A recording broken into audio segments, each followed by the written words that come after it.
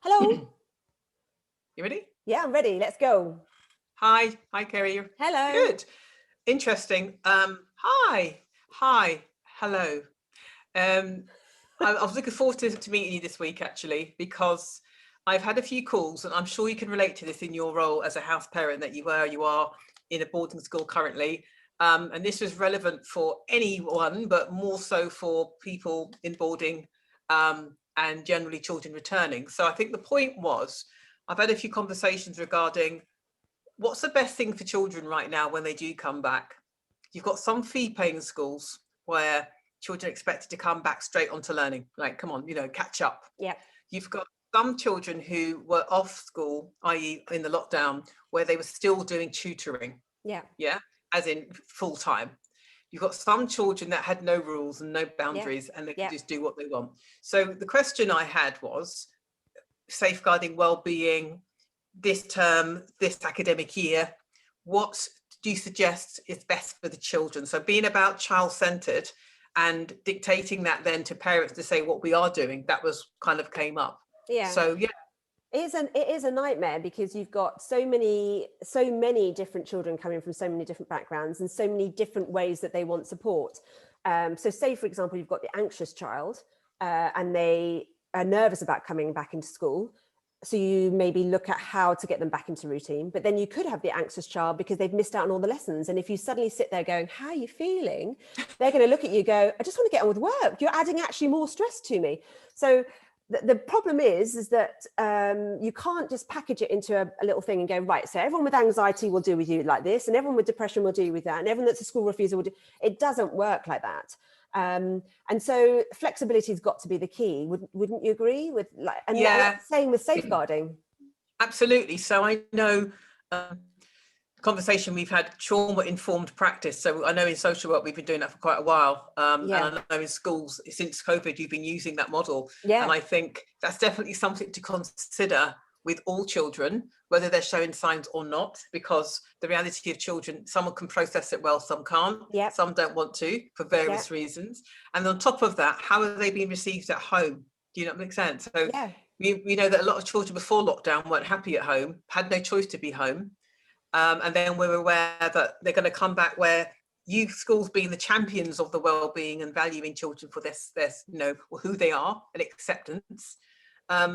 I think it's starting from that page really, and working forward, because like you said, there's going to be some that are really stressing out because of their grades, some who've got pressure, some who I just can't be bothered. They haven't got the energy, they haven't got the motivation. So it's definitely something that I think as a school, whether it's leadership down, you have to be thinking about being flexible and almost being open-minded around the reality of what's achievable this year, like SATs, the kind of elephant in the room being SATs for May. We're now a few months away.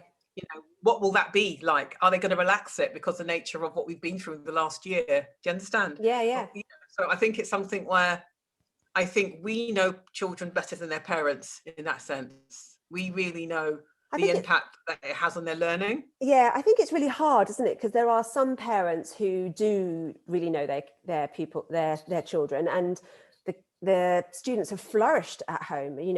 Their independence has come out. They've learned skills, and then getting them back into school is going to be hard. It's going to be really hard. And attachment, especially younger years, attachment, where they've not really spent much time with other friends.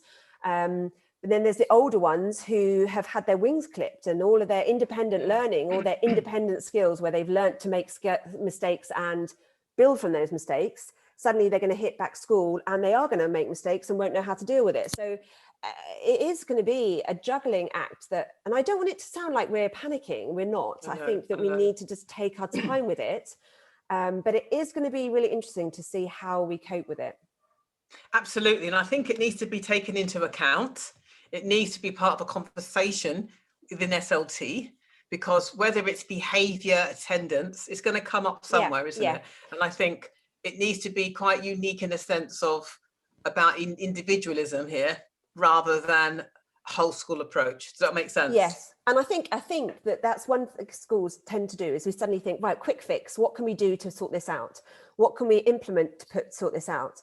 And as an SLT, we can't just bring it to the table and say, right, well, then we'll solve it by doing this. I think it's going to be a regular conversation at SLT and a regular conversation at house, like year head meetings. Yeah. And I think that's really important. We can't just go quick fix, we'll buy this, or we'll do this one inset, or that's going to how absolutely. It works. And also people voice. You need a people voice in this. Whether you do a survey at the first few days, or whether you do a bit more refresher stuff around non-learning stuff, where actually you're going to regroup people, develop their social skills again. Do you understand? Their friendship groups, and test their kind of their thinking rather than their learning. Do you understand? Yeah, definitely.